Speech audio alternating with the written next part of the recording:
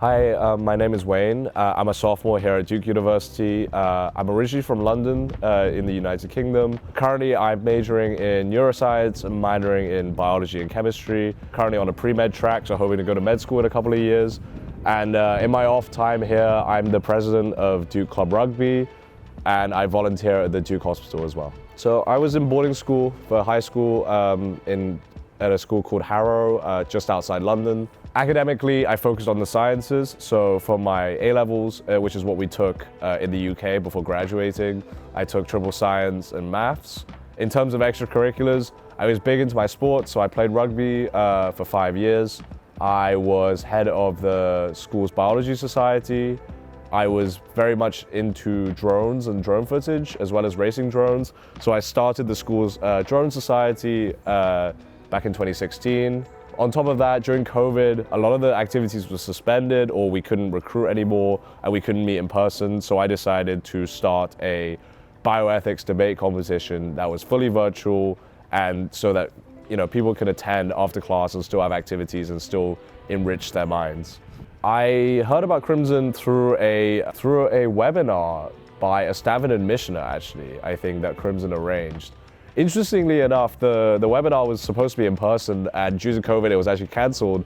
So I never actually went, but Crimson reached out to me from that webinar afterwards, and we sort of talked, and we had our first sort of meeting just to talk about things and see how I'm doing and get a guideline as to where I'm at in terms of the application and how I'm doing, what are my chances. And it sort of just went from there. My 3 advisors from Crimson were super helpful, and honestly, I still keep up with them today. My Crimson team consisted of 3 people. I had Grant, who was my sort of strategist and my main advisor.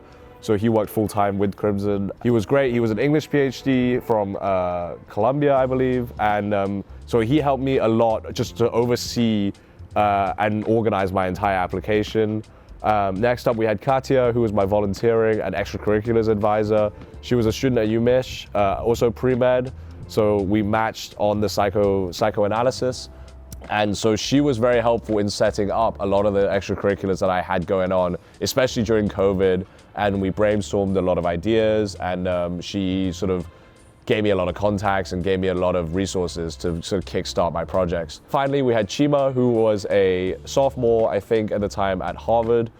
He was the captain of their soccer team, so very accomplished, also pre-med, and he was in charge of sort of taking care of my writing and writing with me and going through my writing and editing and giving me ideas. And Chima and I worked through a lot. I had a bit of trouble sort of writing and getting my thoughts down on paper. So I remember we went through something stupid like 13 drafts, and I'd be emailing him in the middle of the night, sending the new ideas over for him to get back to me in the morning, and sort of we discuss them, and we meet once a week with Katya and Chima to just check in on how things are going. And Grant and I would meet every 2-3 weeks just to make sure I was on top of my application. For guys applying to college, I would honestly say stay on top of your application, start early. Sometimes the essays don't seem like very much, 300, 500 words doesn't seem like very much on a normal school day. You might be able to write that in an hour or 2. But when it comes to writing personal stuff, as well as for college, that stuff, at least for me, took a very long time and took many edits to get right. So I would say definitely start early and stay on top of it, and don't let the application overwhelm you. So until deadline day, where you just have a mountain of work.